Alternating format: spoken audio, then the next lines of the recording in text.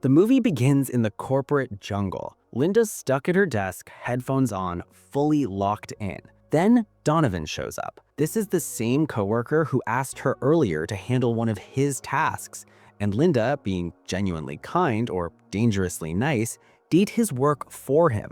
Now Donovan grabs the project papers and gets ready to leave. Before he goes, Linda reminds him that she was supposed to be part of the meeting. Donovan barely looks back. He tells her not to worry. He says he's got it covered. And just like that, he walks away. Meanwhile, Chase is busy flirting with his crush like he's auditioning for a rom-com. When Linda tries to join the conversation, both of them suddenly act like she turned invisible. At this point, Linda is officially the office ghost. No one talks to her, no one notices her, and no one cares. Later, she peeks into the meeting room and sees Donovan presenting her work like it magically appeared from his brain. To make it worse, he literally removes her name from the slides.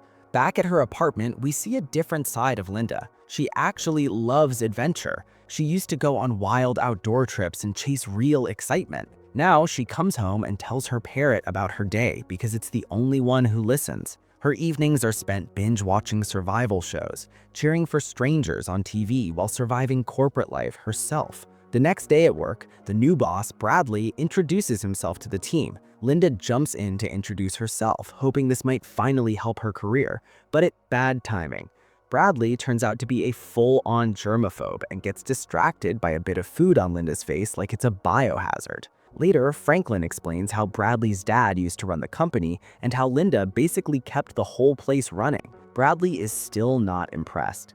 He tells Linda to move to another spot in the office and gives the promotion to Donovan instead. Soon after, Donovan and Bradley are laughing together like best friends, and that's when the truth comes out. Donovan didn't earn the promotion. He got it because he and Bradley were college buddies. Linda snaps and storms into Bradley's office. She finally speaks up.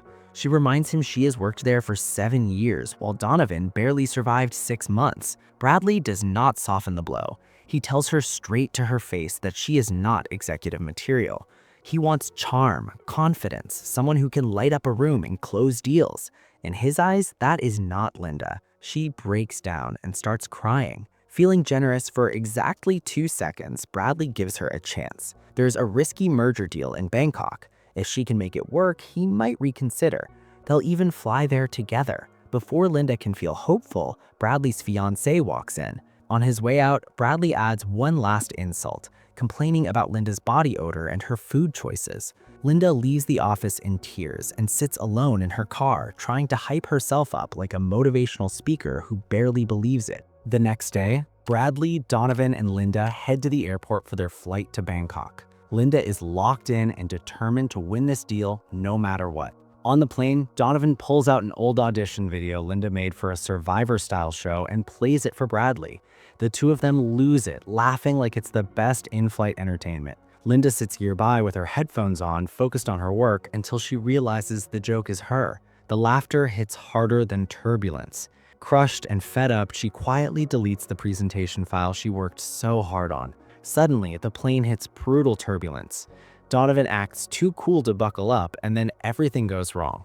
A chunk of the plane rips off, and Donovan gets sucked toward the opening. Linda grabs him, trying to save his life, but the guy completely loses it. He grabs her by the throat and tries to shove her out so he can take her place. Nice teamwork. Linda reacts fast, grabs a fork and stabs him. Donovan gets pulled out, his tie catching for a moment before snapping loose, and then he's gone. The plane crashes into the ocean and water rushes in fast. Linda unbuckles, fights her way out, and barely makes it to the surface. She floats alone in the open ocean all night. When she wakes up, she washes onto a deserted island covered in thick jungle.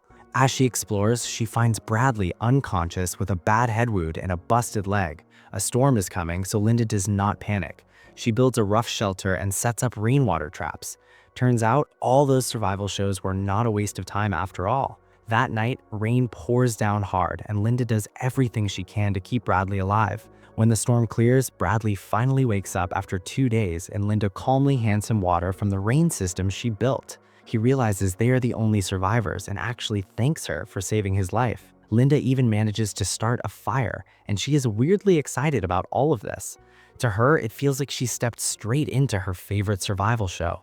She handles the shelter, the food, the fire, and while Bradley mostly sits and watches. She keeps him fed and tries to help him recover. As days pass, Bradley slowly slips back into boss mode. He starts ordering her around, telling her to make signals and figure out GPS like this is still an office meeting. They argue, and Bradley pulls the classic "you work for me" line. That is the final straw. Linda grabs her supplies and storms off. At first, Bradley acts like he doesn't care, but as the day drags on, the island gets quiet, reality hits, and he starts panicking and shouting her name. That night, another storm hits and wipes out the shelter, leaving Bradley completely helpless. Linda shows up the next morning, and this time it finally clicks for him. This is not his office anymore. Linda tells him she spotted a wild boar and plans to hunt it. She tracks it through the jungle, but suddenly the boar charges from behind like a nightmare with tusks. Linda fights back, scrambles up a tree, and spears it from above. The boar charges again, so she finishes it off with a thick branch. She drags the boar back to camp, and that night they eat like survivors. Linda laughs as she watches Mr. Bradley eating raw boar meat.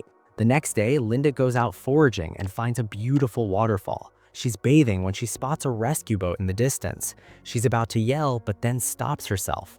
Instead, she just watches it pass and quietly heads back to Bradley without saying a word. Bradley is freaking out. They've been stranded for 2 weeks now. Linda tells him to stay positive, but he immediately starts pushing ideas like building a raft to escape. Frustration bubbles up, and they argue again. Bradley insists on doing everything himself to prove he doesn't need her. He tries building a shelter and fails miserably. Meanwhile, Linda is absolutely crushing it. Shelter, bug spray, food, water, the whole survival package. And Bradley? He's struggling hard, even resorting to eating bugs out of sheer desperation. Finally, Bradley crawls back to Linda, humbled and apologetic. He admits he's been a jerk, both on the island and back at the office, and begs her to take him back and teach him how to survive. Linda reminds him of exactly how awful he's been, but agrees to help, on one condition. She asks him what he can do for her. Bradley awkwardly starts stripping, and Linda immediately stops him. She's not that kind of person. Instead, she takes him on a hike up a massive mountain, showing him survival skills along the way. At the top, it's nothing but ocean in every direction, a breathtaking view. Then Linda points out they will not cross that X-shaped hill because there are lots of poisonous plants and dangerous animals there. On the way down, Linda slips and nearly goes over a cliff. Bradley catches her just in time, and after that, something shifts between them. Their bond grows stronger, built on trust, survival, and a little respect at last. That night, Linda breaks out some homemade booze, and for the first time, they relax. They start opening up to each other. Linda talks about her late husband, who treated her like garbage even when he was alive. Bradley shares about his abusive dad, who never showed him any love. Suddenly, Linda sees why he's acted like such a jerk all these years. Vulnerability fills the night, and for the first time, they start connecting, not as boss and employee, but as two people who've been through a lot. The next morning, Linda wakes up alone. Bradley went skinny dipping, but a massive storm rolls in, tearing apart what's left of their shelters. Bradley barely makes it back, and they take refuge in a cave. It's freezing, so they huddle together for warmth. When the storm finally passes, Bradley takes charge and builds a new shelter on higher ground since the old one was destroyed. Linda is impressed, and together they rebuild, working like a real team. Actually, like a little family. Bradley thanks her for everything and surprises her by saying he wants to cook dinner. The next night, Bradley goes all out and cooks a full meal, and Linda even dresses up for the occasion.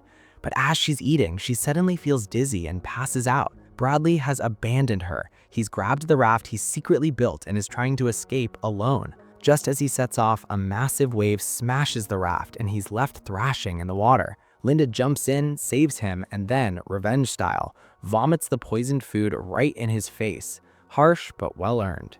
The next day, Bradley is feeling guilty, but Linda still feeds him. She tells him she understands. He's never had to take orders from anyone before. But then things get intense. The octopus she gave him paralyzes him, and Linda grabs a heated knife. She tells him he's living her life now, just like she lived his in the office. She brings the knife close to him, then suddenly kills a rat instead, using it as a warning before walking away. After that, Bradley keeps his distance for several days, shaken and cautious. Then Linda is down by the shore foraging when she hears a boat approaching. It's Bradley's fiancée, Zuri. Linda is not thrilled to see her. Linda acts strange, almost cocky, and starts leading her toward Bradley. That's when Linda realizes they're both part of the search party. A plan forms in her mind. She subtly guides Zuri toward the cliff where Linda nearly fell before, and then Zuri slips. Linda watches. She doesn't move a muscle to help.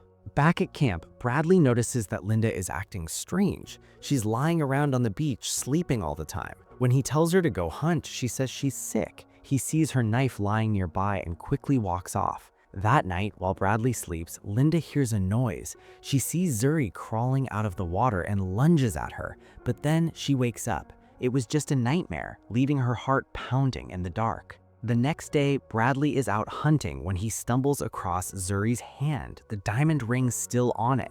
He bolts back to Linda, furious, and shows her the ring. Linda claims it was an accident, but Bradley connects the dots, just like her husband's accident years ago. He pulls out Linda's knife. Linda bolts into the jungle, fighting back. She tries to strangle him with shoelaces, but he grabs her hair. She cuts him with something sharp. He goes for her eyes, but she refuses to quit. In a shocking move, she swallows Zuri's ring. Bradley moves in to finish her off, but Linda grabs a fork and stabs him, turning the fight in her favor. Bradley runs to the place Linda had warned him about and discovers a massive mansion on the island. Inside, he pours himself a drink, trying to catch his breath, when he hears Linda's voice. She's watching him on the CCTV cameras. Panicked, Bradley starts smashing every camera he can find, realizing she's tracking him from the control room. Linda confesses everything. She admits she could have been rescued long ago, but didn't want to leave. She explains that she found the mansion after the caretaker left and has been living it up there, just hanging out with him, Bradley. As she continues confessing, she casually reveals she killed Zuri. Bradley starts sneaking toward the control room, heart racing, as Linda's voice echoes through the mansion. When Bradley reaches the control room, Linda is pointing a shotgun at him. He starts apologizing for everything, saying he finally understands. Maybe the outside world isn't for him. He even suggests they could stay on the island together forever. Linda seems to relax a little, and Bradley blurts out, "I love you." But then she notices a bull statue is missing a horn. In an instant, Bradley attacks her, grabs her weapon, and tries to shoot, but the gun is empty. Linda grabs a golf club and kills him. 1 year later, Linda is rich and successful. Her survival story went viral, and she's now writing a self-help book. And with that, the movie ends. If you enjoyed this recap, please like, comment, and subscribe. And now, Movie Mystery Lab is signing out.